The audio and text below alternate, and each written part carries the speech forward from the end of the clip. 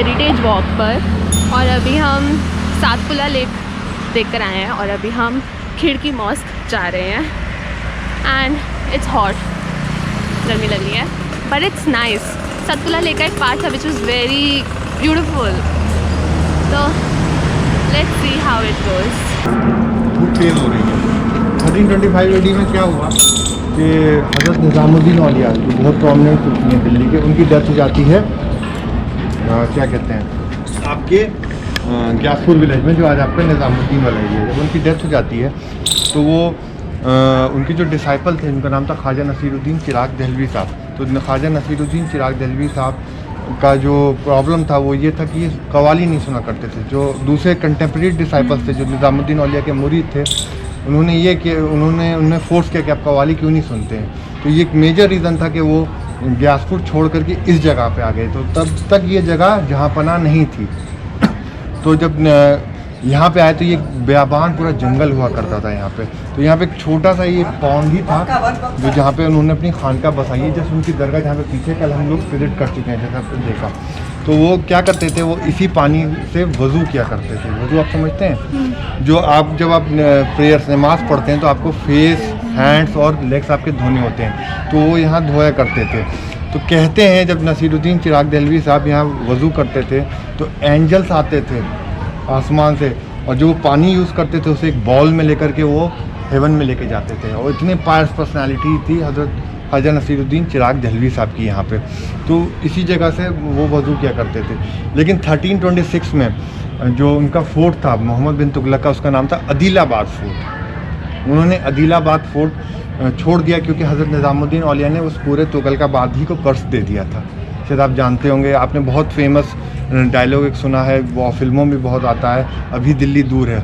उसे पर्शियन में कहते हैं हुनूज़ दिल्ली दूर अस्त। और एक और बात हज़रत निज़ामुद्दीन औलिया ने कही थी जो तुगलकाबाद के लिए, कि रहे उजड़ या बसे गुजर। और यही हुआ कि आज पूरा तुगलकाबाद उजड़ के रह गया और वहाँ पे आज बसने वाले कौन हैं, तो सिर्फ गुजर बसते हैं और कोई और कम्युनिटी वहाँ बस नहीं पाई है। तो उसका इफ़ेक्ट इतना स्ट्रॉन्ग था कि मोहम्मद बिन तुगलक ने जस्ट तुगलकाबाद के अपोजिट एक फोर्ट बनवाया था जिसका नाम था अदीलाबाद फोर्ट। और उस कर्ज का जो असर था वो अदीलाबाद फोर्ट तक भी आ गया। तो उन्होंने सोचा कि अब हम अपना ये शहर छोड़ के एक नया शहर बसाएंगे। तब उन्हें पता चला कि एक सूफ़ी सेंट है, बहुत ही प्रोमिनेंट सूफ़ी हैं, जो मुरीद हैं, जो मेरे फादर से जिनका टसल था, हज़रत निज़ामुद्दीन औलिया के वो डिसाइपल हैं। उन्होंने एक नई जगह पे जाकर के वो रहे हैं। तो होता था उस ज़माने में जहाँ सूफ़ीज़ जाते थे ना, तो उनके पीछे पीछे पूरा का पूरा काफ़िला जाता था, वो पूरा शहर बन जाता था। तो वैसे चिराग दहलवी साहब जब ग्यासपुर से यहाँ आए तो पूरा का काफ़िला आ गया, बहुत सारे जो उनके डिसाइपल्स मानने वाले थे। तो उन्होंने ही फिर मोहम्मद बिन तुगलक को यही प्लान आया कि क्यों ना हम इसी जगह को अब अपना नगरी बनाएं। तो जैसा मैंने आप लोगों को बाहर में मैप में बनाया था, उन्होंने इन्हीं तीनों सिटीज़ के बीच में, जो पहले 3 सिटीज़ थी महरौली, सिरी और आपकी तुगलकाबाद, इनकी फोर्टिफिकेशन पूरी बाउंड्रीज़ करा दी और बीच में शहर का नाम दे दिया जहाँपनाह। तो चिराग दहलवी साहब ही बहुत बड़े रोल हैं इस सिटी बनाने के लिए। तो जब चिराग दहलवी साहब यहाँ वज़ू किया करते थे तो यह पानी यहीं तक था। तो इन्होंने क्या किया, ये जो कनाल था इसे पूरी तुगलकाबाद तक कनेक्ट करवा दी। और तुगलकाबाद तक जब कनेक्ट करवा दी तो यहाँ पे क्रॉपिंग, जो फार्मिंग था वो भी हुआ करता था इस लैंड में। तो उसके लिए जब वाटर चाहिए होता था तो उन्होंने ये डैम बनवाया था जो आपको सतपुला दिख रहा है। तो सतपुला डैम इसे कहते हैं 7 ब्रिजेस का ये डैम है, इसलिए सतपुला इसे कहा जाता है। तो इससे ये होता था, इसके 2 कमरे हैं जैसा आप देख रहे हैं। तो इसके ये जो 2 कमरे इतने मैसिव हैं कि इसमें कहते हैं कि हाथियों को बंधवाया जाता था।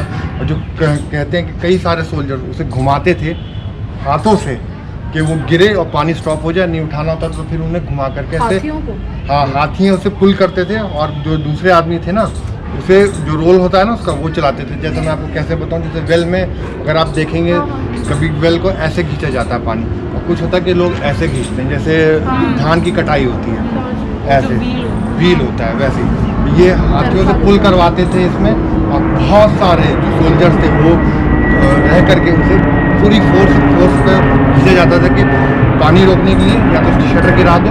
वो शटर होते थे लकड़ी के, वो वुड के शटर थे, वो कोई जैसे आज मेटल के होते हैं वो नहीं थे, क्योंकि उस टाइम मेटल के लिए भी उतना भारी यूज़ करना बहुत मुश्किल था। तो लकड़ी के शटर होते थे। और आप जानते हैं कि लकड़ी पानी में जाके ख़राब भी हो जाती है, तो वो चेंज होता रहता था पीरियड वाइज। तो उसमें बहुत एफर्ट लगती थी, लेकिन ये बहुत ही मैग्निफिशेंट काम मोहम्मद बिन तुगलक ने कराया था इरिगेशन सिस्टम के लिए और इस पानी के लिए। तो ये जो जगह थी वो 1930s तक एकदम आबाद थी। तो 1930 तक कहते हैं यहाँ पे एक मेला लगा करता था और दूर दराज से लोग, बहुत दूर दराज से लोग आते थे यहाँ पे और कहते थे कि अगर कोई इसमें नहा ले तो उसके डिजीज़ ख़त्म हो जाते हैं। तो चिराग दहलवी साहब का उर्स हुआ या कभी कोई बहुत प्रोमिनेंट फेस्टिवल हुआ तो लोग दूर दूर दराज से आते थे, इस पानी में नहाते थे। लेकिन अनफॉर्चुनेटली 1930 के बाद इस पर थोड़ा नोटिस कम होने लग गया लोगों का। ये जगह पूरी वीरान होती गई, जैसे आप देख रहे हैं आज कोई यहाँ पर रहने वाला नहीं है। तो ये जगह भी सूख गई और आगे सिर्फ गटर बन के रह गया। लेकिन अभी जो आम आदमी पार्टी के यहाँ MLA हैं, उनका नाम मैं भूल गया, सौरभ भारद्वाज शायद नाम है उनका, उन्होंने और आर्कियोलॉजिकल सर्वे ऑफ इंडिया और अरविंद केजरीवाल ने अभी 7 या 8 लॉकडाउन से पहले तो ये ऑर्डर कराया था कि हम इसे पूरा रिपेयर करेंगे। लेकिन वो ऑर्डर पास हो गया, लेकिन अब तक इसमें कोई वर्क नहीं हुआ। तो ये है आपके सतपुला। तो इसमें 2 कमरे हैं जैसे आप देख रहे होंगे, ये है और एक वो सामने वाला कमरा है। तो दोनों कमरे ऐसे ही वीरान रहते हैं। यहाँ पे कोई गार्ड आपको 24/7 नहीं मिलेगा। आप कभी भी आ सकते हैं, यहाँ पे ये देख सकते हैं और काफ़ी अच्छी जगह है। लेकिन आज अफसोस है कि ये बेबसी का शिकार हो रही है। तो आइए इसके कमरे देखते हैं।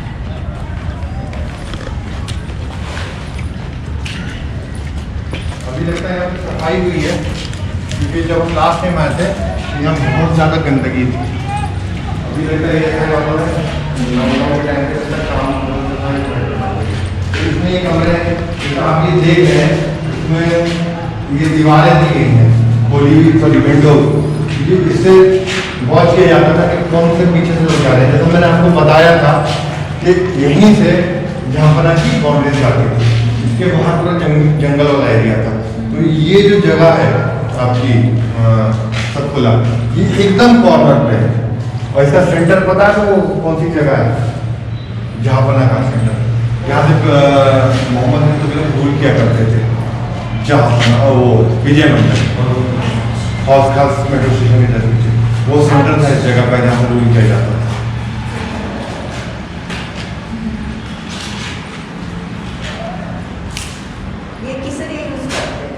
ये जो सोल्जर्स थे ना जो इस डैम को देखते थे वो यहाँ रहा करते थे।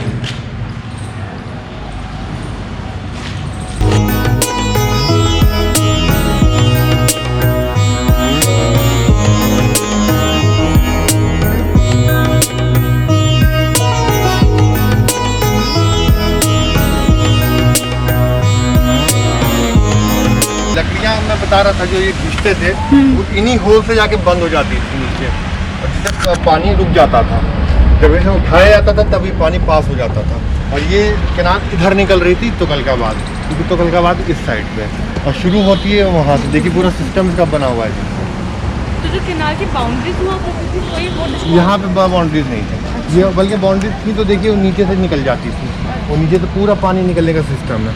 मैं अगर अभी हम नीचे से चलेंगे तो मैं आपको दिखाता हूँ।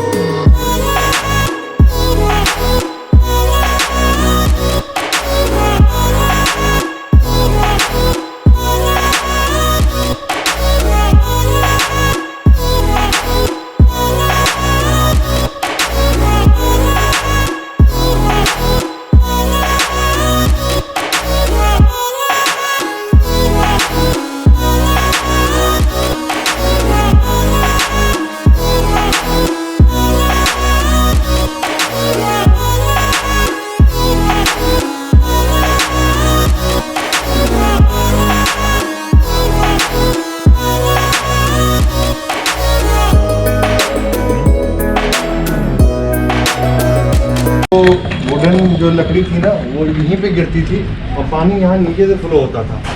लेकिन आज हम तो इसे ना ये बंद कर दिया गया है नीचे से। इसके नीचे से वो पूरी जगह किया जो कैनाल से पानी आता था, इसके नीचे की चैम्बर है, एक और चैम्बर है जो अब जो ज़मीन का जो लेवल है ना वो काफ़ी ऊपर आ गया है। तो इसके और नीचे भी चैम्बर था जिसके नीचे से वो निकल जाता था, अगर उसका फ्लो ज़्यादा हुआ तब ये ऊपर आता था और ये पास होता था। तो ये जो आप देख रहे हैं इसलिए जगह पत्थर लोगों ने फेंक दिया है,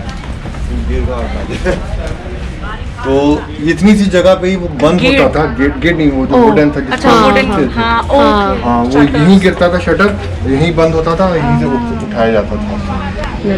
इससे आपको नीचे से अच्छा क्लियर हो जाएगा कैसे था ये। ऊपर से जो लेक का एरिया है, अब तो ये कैनाल का एरिया तो लोगों के खेलने की जगह हो गई है। हाँ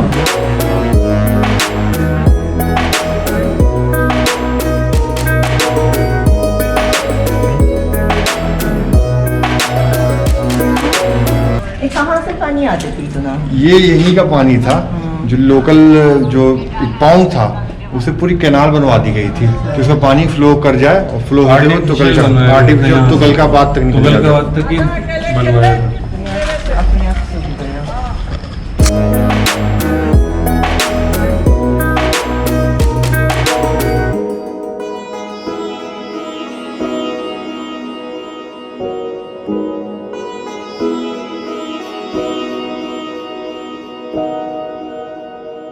ठीक है, और अगली डेस्टिनेशन हमारी खिड़की मॉस्क है, वो बंद है लेकिन मैं आपको बाहर से वो जगह दिखाऊंगा। मॉस्क है। हाँ खिड़की mask.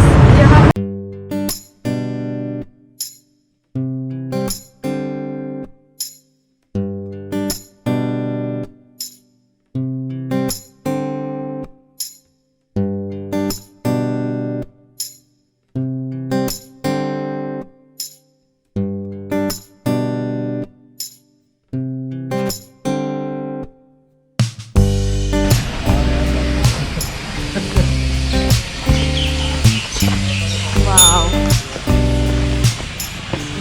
What a place. So beautiful.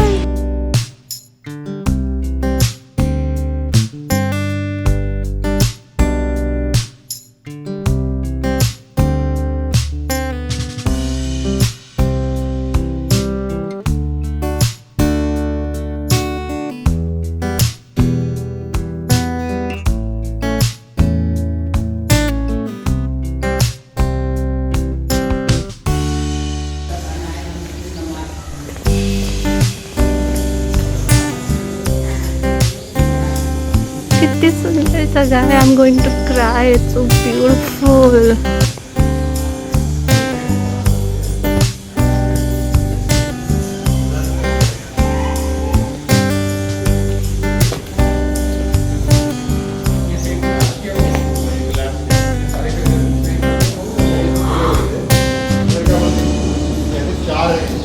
हर चार मतलब एक स्क्वायर का बनी है ना, हर कोने पे एक ऐसा रहता है, इधर का पूरा प्लान।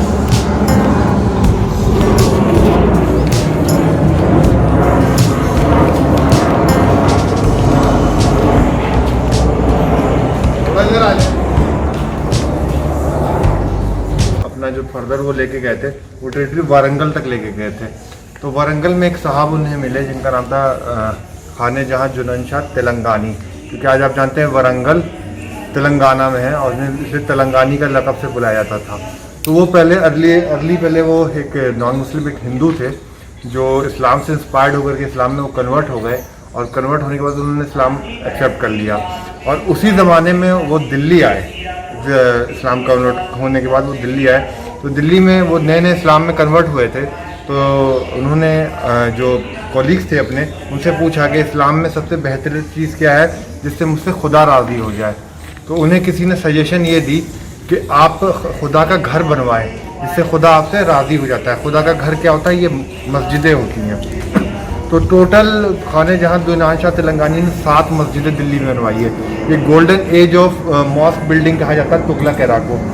तो उसमें जो सबसे बड़ी है इसमें वो है बेगमपुर मॉस्क, इसी जहाँपना सिटी में है, जो आपकी विजय मंडल हौस खास मेट्रो स्टेशन के जस्ट पीछे बेगमपुर विलेज में पड़ती है। दूसरी मॉस्क ये है जो खिड़की मॉस्क है, ये पूरी कवर्ड मॉस्क थी, सिर्फ 4 एरिया से खुली हुई है ये, और इसमें आप देखेंगे कि ये इसका जो ये वाला पोर्शन है, ऐसे 4 और हैं इसमें डूम्स हैं, और लेकिन ये इसी पोर्शन का ये कोलैप्स कर चुका है और ये टोटली कवर्ड मॉस्क है। और इसके अलावा एक और मॉस्क है, अगर आप फिरोजशाह कोटला जाएंगे तो वहाँ देखेंगे एक मॉस्क है जिसका नाम है जामी मस्जिद। तो जब तैमूर बाद में आया था आफ्टर तुगलक एम्पायर के, तो तैमूर ने को वो मस्जिद इतनी पसंद आई कि उसने उसका कॉपी रेप्लिका समरकंद में बनवाया है उज़्बेकिस्तान में, जो जामी मॉस्क है।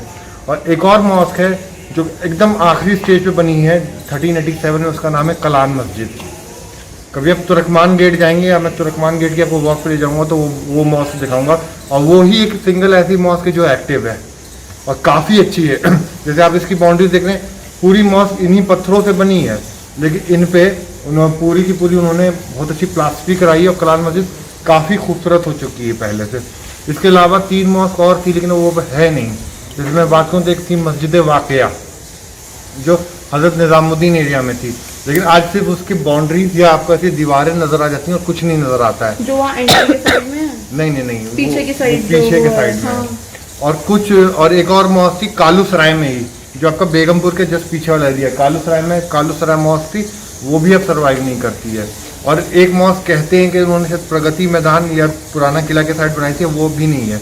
तो टोटल 4 मॉस्क इनकी अब सर्वाइव करती हैं, जिसमें सिर्फ एक एक्टिव है। और जो जामी मॉस्क है उसमें 3 टाइम्स की प्रेयर होती हैं। टोटल इस्लाम में 5 टाइम्स की प्रेयर है, इसमें सिर्फ 3 टाइम्स की होती हैं, जो है ज़ोहर, असर, मगरिब। उसमें एकदम मॉर्निंग की प्रेयर नहीं होती है जामी मॉस्क में, और एकदम जो लास्ट प्रेयर है नाइट की वो नहीं होती है। तो अब सवाल यह आता है कि खाने जहाँ जुनानशाह तेलंगानी का मकबरा कहाँ है? पता आप में से किसी को? हज़रत निज़ामुद्दीन में आप 12 खंबा गए कभी? 64 खंबा नहीं, 12 खंबा। तो हज़रत निज़ामुद्दीन में घर भी आप सब बुर्ज देखा होगा आपने, जो एकदम मथुरा रोड पे है। वहाँ से लेफ्ट आप कभी कटेंगे तो लोधी रोड के लिए एक रास्ता कटता है। लोधी रोड के रास्ता कटता है तो एक पार्क दिखता होगा तुरंत आपको सब बुर्ज से। उसमें एक बहुत ही आलीशान सा एक 12 खंबा का एक मॉन्यूमेंट है, वही गुम्बद है, वही खाने जहाँ के बीच में है? नहीं, सड़क के लेफ्ट साइड में पार्क है। एक पुलिस स्टेशन है निज़ामुद्दीन दरगाह का, उसके जस्ट पीछे एक पार्क है, उसी में एक मौज़ोलियम बना हुआ है, वही खाने जहाँ जुनानशाह तेलंगानी का मकबरा है, जिसने ये मस्जिदें बनवाई थी। तो इस तरीके से 7 मस्जिदें बनी, और ये सक्सेसिव मोहम्मद बिन तुगलक के एरा में बनी है और फिरोजशाह तुगलक जो उसका सक्सेसर था उसके एरा में बनी है 2। उसके बाद ये, लेकिन अफसोस यही है कि आज इन सारी मस्जिदों पे देखिए चमगादड़ों का बसेरा हो चुका है। जैसा मैंने बताया कि इनकी सॉलिडारिटी इतनी मजबूत है ना कि तुगलक एम्पायर का हर मॉन्यूमेंट आज भी सर्वाइव करता है। लेकिन यही बात है कि जैसे इनमें कर्स लग चुका है कि मतलब कि जैसे मनहूस लोग कहते हैं, मतलब कि हर जगह इन्हें, यहाँ पे आप चमगादड़ी देखेंगे, चमगादड़ों का ही बसेरा है। तो ये आलम को उसको बुलाना ज़रा। और सवाल ये आता है कि इसका किबला कहाँ है? मुस्लिम फेस किधर करेंगे नमाज पढ़ने के लिए? आई थिंक ये सही है, वेस्ट वो है, वो किबला वहीं पे सबसे ज़्यादा चमगादड़ है। जब हम वहाँ पे रुक नहीं सकते, एकदम चमगादड़ स्मेल बहुत बुरी आएगी वहाँ पे, तो मैं उधर जा नहीं रहा वो लेके। तो वो वेस्ट है, और हाँ चमगादड़ों की वो वेस्ट साइड है, और ये आपका नॉर्थ है। इधर प्रॉफिट मोहम्मद का ग्रेव है, प्रॉफिट मोहम्मद इधर बरीड है।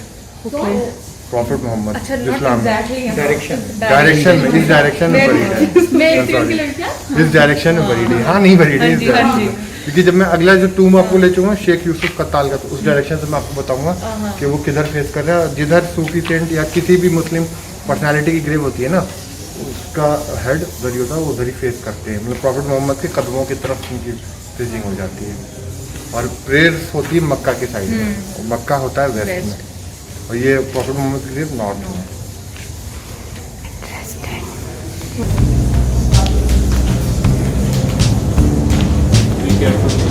यार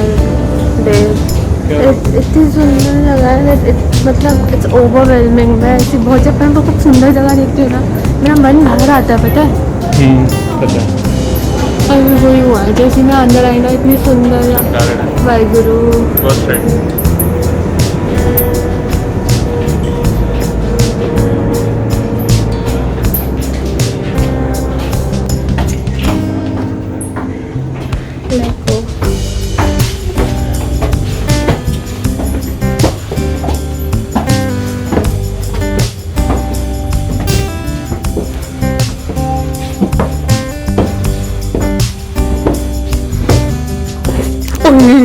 ओए मम्मी,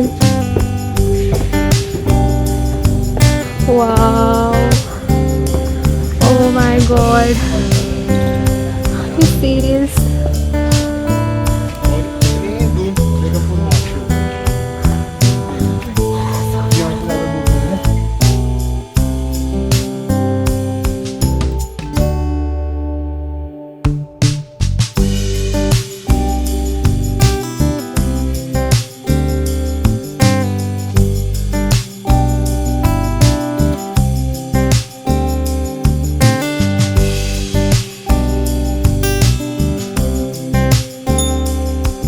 बाबा फरीदुद्दीन मसूद गंजे शकर का नाम सुना होगा। अभी फिर मैंने बताया था कि वो हज़रत निज़ामुद्दीन औलिया के मास्टर थे। तो बाबा फरीदुद्दीन मसूद गंजे शकर की जो ग्रैंडसन है हज़रत अलाउद्दीन नूरताज, वो यहाँ रह रहे थे। उनकी ग्रेव यहाँ से 1 किलोमीटर है। इधर ग्रेव देखिए, और उस एरिया में भी आपको ग्रेव वहाँ नज़र आ जाएगी। ये पूरी की पूरी यहाँ की इनकी खानका थी, जहाँ पे लोग इस ज़माने में लंगर खाने आते थे, जैसे हज़रत निज़ामुद्दीन औलिया के चलता है। तो वक्त के साथ इसका उरूज चला गया। पार्टीशन के टाइम क्या हुआ, जो यहाँ के जो मानने वाले लोग थे वो सारे पाकिस्तान चले गए, जिस वजह से ये जगह वीरान हो गई। और आज ये आलम है कि यहाँ कोई जानता नहीं है। बेचारा शाम में एक बूढ़ा सा आदमी आता है जो बेचारा के झाड़ू लगाता है और चादर चढ़ा देता है। जब किसी को मालूम है कि एक सूफी सेंट है तो यहाँ के चादर चढ़ा देते हैं। तो इन सूफी सेंट की पहुँच बहुत ज़्यादा ही ऊँची है, मतलब कि आप इमेजिन नहीं कर सकते कि इनका लेवल कितना ऊँचा है। कि हज़रत कि इनके ऑनर पे ये जो आप देख रहे हैं, ये कारीगरी, जो ये आर्किटेक्चर है, ये कोई सिंपल इंसान नहीं बना सकता था। तो इस पे जो मेरा अनुमान जाता है, जो मैंने, लेकिन मुझे कहीं से इन्फॉर्मेशन नहीं मिली, इस पे ख़ुद इब्राहिम लोदी के ज़माने में फंडिंग दी गई है शेख अलाउद्दीन नूरताज को कि इनका ये मेज़ोलियम बनाया जाए। जैसे आप देख रहे हैं, इस पर जो फिनाइल ऊपर का देखिए उल्टा लोटस है, ये सिग्निफिकेंस बताता है लोदी एम्पायर का। लोदी डायनेस्टी में ऐसे मॉन्यूमेंट ज़्यादा बने। तो ये हज़रत शेख यूसुफ कत्ताल साहब, और ये उनके साहबजादे हैं, उनके बेटे हैं। इनका नाम है शेख अब्दुल्ला। तो एक ज़माने पे इस पर भी डूम हुआ करता था, लेकिन आज ये डूम कोलैप्स कर गया है। और अनफॉर्चुनेटली जब डूम कोलैप्स कर गया तो लोगों ने देखिए इस पर रोटियाँ डालना शुरू कर दी और माचिस की तीली फेंकते हैं। बल्कि ये बहुत पायस सूफी सेंट शेख अब्दुल्ला की दरगाह है, इस पर हमें भी रिस्पेक्ट से चादर पेश करनी चाहिए। लेकिन अफसोस का मकाम है कि धीरे धीरे ये चीज़ें ख़त्म होती गई और आज ये आलम आ गया कि यहाँ पे कोई आता नहीं है। और इतना भी बुरा आलम हो गया था यहाँ पे कि लोग आकर के अपने डॉग्स और पेट्स को यहाँ पे पॉटी करवाते थे हालांकि।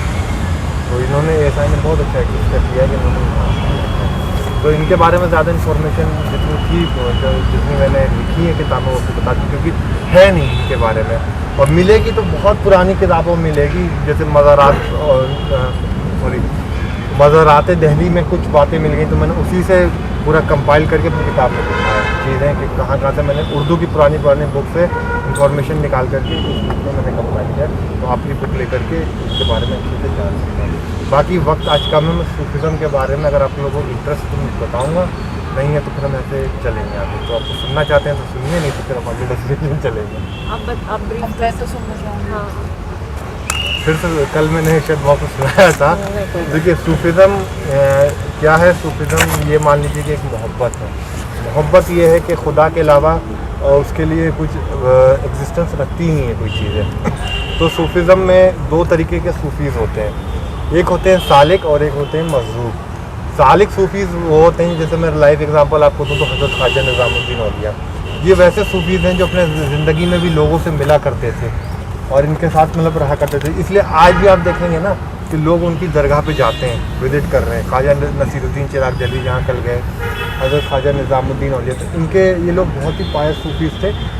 तो और इन लोगों का मिलना जुलना होता था लोगों से, तो ये सालिक थे। तो ये वर्ल्डली ड्यूटीज़ भी करते थे और जो दीन की जो ड्यूटी होती है, शरीयत ड्यूटी, वो भी करते थे।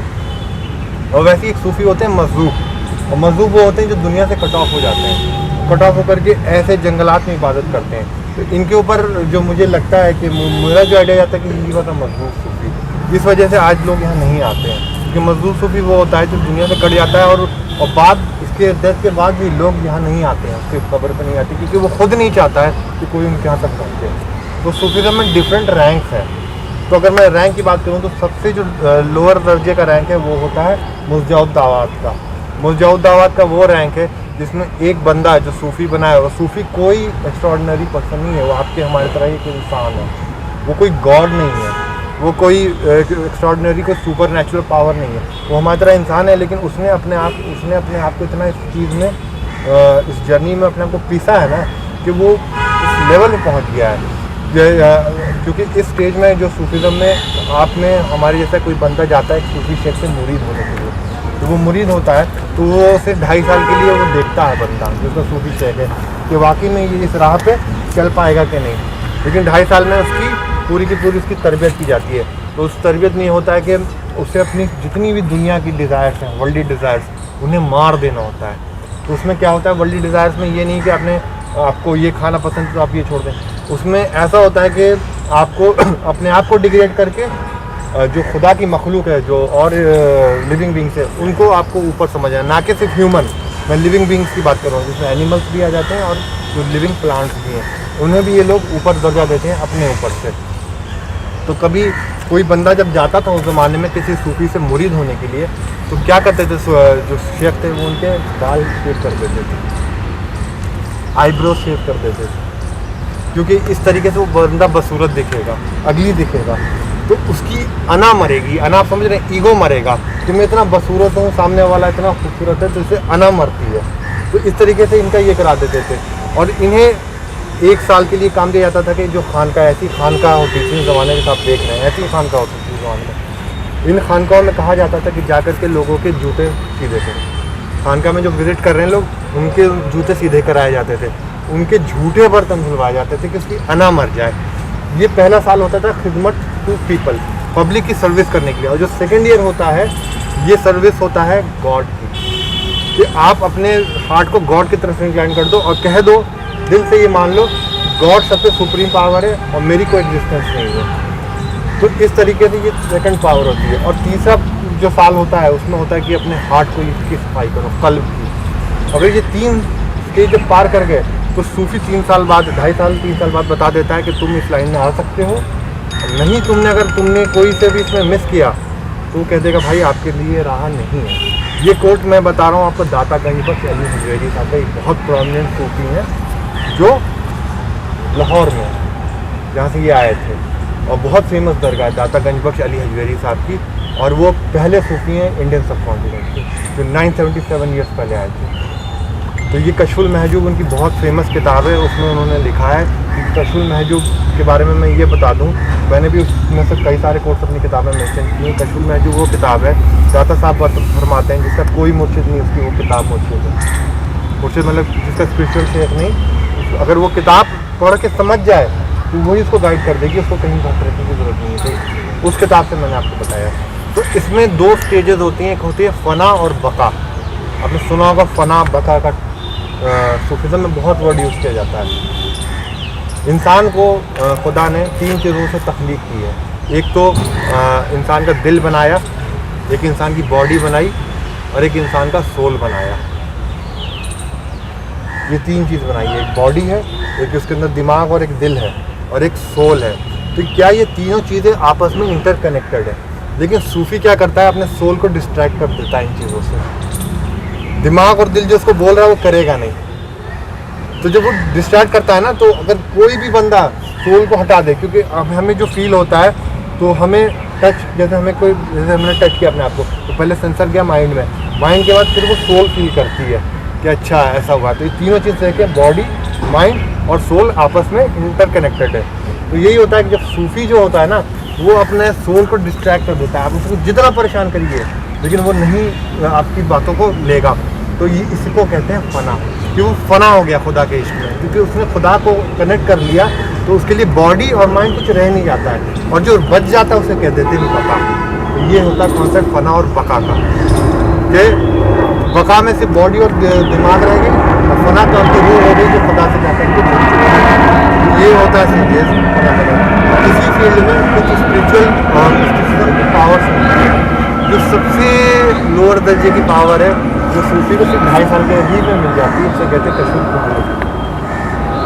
वो पावर ऐसी है कि जो हज़रत अब्दुल्ला आराम कर रहे हैं यहाँ पे, कोई सूफी होगा ना, तो ये तुमसे आके बात करेगा, सलाम करेगा तो जवाब देते। हम भी सलाम करते तो जवाब आता है, लेकिन कान नहीं सुन सकते। लेकिन सूफी को वो पर्दे खुल चुके हैं, तो कशफुल कुबूर की ताकत से वो उससे बात कर लेता है सिर्फ 2.5 साल में। जैसा मैंने बताया कि जो इनिशियल जो 2.5 साल का वो पीरियड है, तो कशफुल कुबूर की ताकत सिर्फ 2.5 साल में खुल जाती है। और जो सबसे डिफ़िकल्ट, जो सबसे टफेस्ट है, वो है कश्फ शख्सी। वो कश्फ शख्सी कहते हैं कि सूफी को एकदम आखिरी स्टेज में मिलती है। वो उसकी ये पावर है कि बंदा यहाँ बैठा है तो वर्ल्ड में कहीं पे भी किसी भी बंदे से वो चाहे तो कनेक्ट हो जाएगा। किसी भी सूफी, यहाँ तक किसी प्रॉफिट से जाके कनेक्ट हो जाएगा। उसे कहीं जाने की ज़रूरत नहीं, तो वो ताकत होती है कश्फ शख्सी की।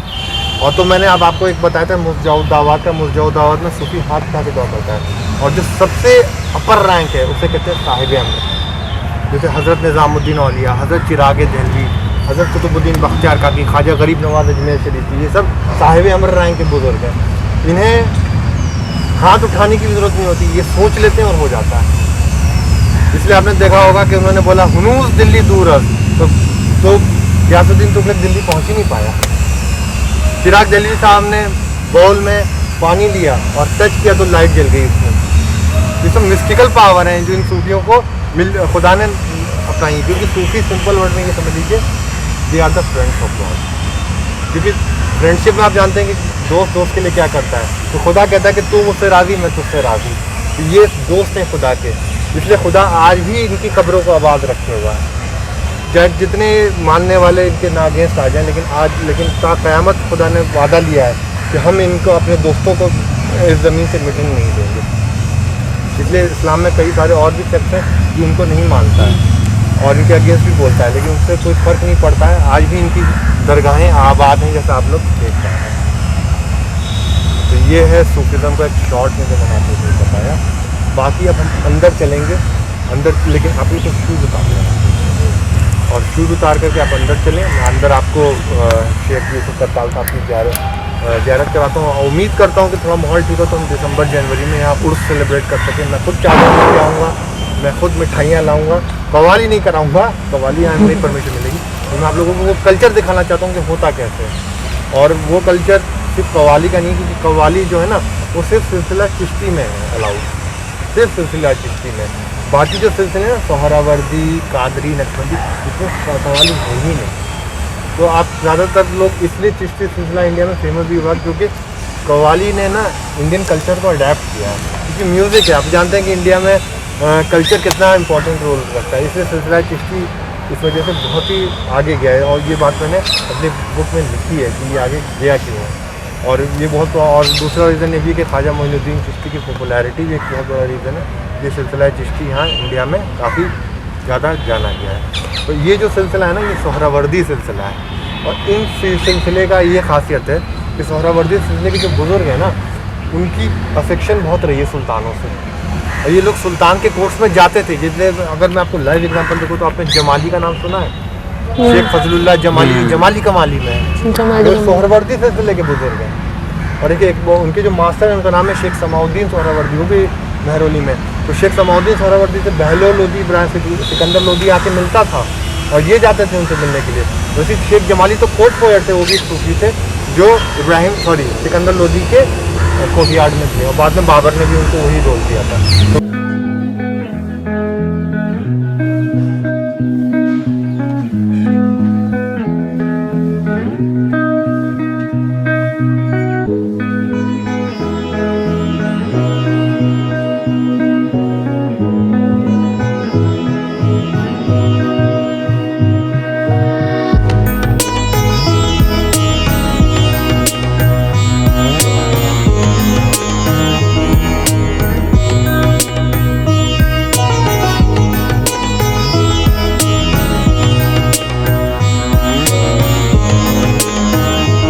सूफियों के पास पैसा नहीं होता था। इन्हें खुद जो नजराना आता था ना, ये सारा नजराना गरीबों में बांट देते थे। जो मिस्कीन होते थे उन्हें खिला देते थे। तो ये मैं गारंटी, मुझे लगता है कि ये फंडिंग आई है बादशाहों से, जो उन्होंने जितना अलीशान मौत हुई। और ये उसी का किबला जो फेस करते हैं। और यहाँ से ये खानका का एरिया है जहाँ पे ये रहते थे हज़रत शेख यूसुफ करताल। ये एरिया खानका का है, ये पूरा डिस्ट्रॉय हो गया। इसमें उनका ये कमरा था यहाँ पे, जहाँ पे वो रहा करते थे। ये वाइट वॉश तो बाद में हुआ होगा। हाँ सर, ये हो गया ये पूरा देखे ना खत्म हो गया एकदम।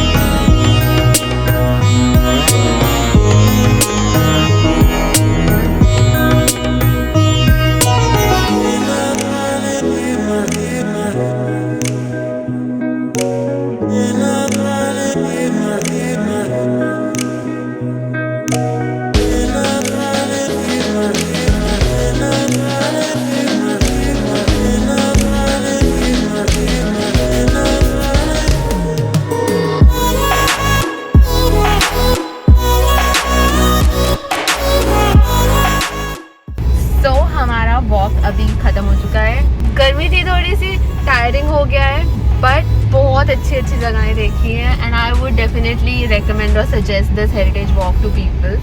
It was really good. जो हमारी वॉक थी उसका टाइम था 9 to 11:30 एंड वो डॉट 9 o'clock शुरू हो गई थी। इवन दो हम लेट थे, but one person from their team was waiting for us at the point and he took us to the walk. तो if you ever think about coming to this walk, whatever time they give you, make sure that you are on time, क्योंकि वो एकदम जो time उन्होंने बोला उस time पे शुरू भी कर देते हैं और उसी टाइम पे ख़त्म कर देते हैं। They are very punctual, which is a great thing. And जो इस वॉक को मेन बंदा जो था वो कंडक्ट कर रहे थे, उनका नाम मैं मेंशन कर दूँगी, मुझे उनका नाम याद नहीं है। काफ़ी अच्छे से उन्होंने कंडक्ट किया। He was very knowledgeable and he had good knowledge and he explained everything very well. Fact he has also written a book which goes by the name of the lost Sufis of Delhi. और अगर आपको Sufism या ऐसे Sufis के बारे में जानना है जो ज़्यादा पॉपुलर नहीं हुए हैं दिल्ली में, लाइक जिसको आप बोल सकते हो फॉरगॉटन सूफीज़ और द अनपॉपुलर वंस, बट जिन्होंने अपनी लाइफ में एक्चुअली बहुत कुछ अचीव किया था, but somehow they are not so well recognised आज के टाइम पे, तो आप वो बुक डेफिनेटली रेफर कर सकते हैं। It would be a good book. I am also thinking to buy it. It's available on Amazon and all. And जो चार्जेस थे इस वॉक के वो थे 300 per person. I got to know about this walk through a Facebook page. इनका group है जो उसका नाम है सैरे दिल्ली, और इनका फेसबुक पे पेज है, इंस्टाग्राम पर भी है। एंड 300 उसके चार्जेस है, जिसके लिए 100 आप एडवांस में पे करते हैं before the walk for booking your slot, and 200 you pay at the end of the walk. होना से पहले जो इनकी वॉक्स होती थी काफ़ी बड़े बड़े ग्रुप्स होते थे। I have seen their pictures like 20-25 people का, बट ड्यूरिंग दिस टाइम उन्होंने बस 10 लोगों का ग्रुप रखा हुआ है। और इनफैक्ट आज की वॉक में 10 लोग भी नहीं थे, मुश्किल से हम 5-6 लोग थे। So it was nice. The lesser the people the better it is. Subscribe, share and see you in the next vlog.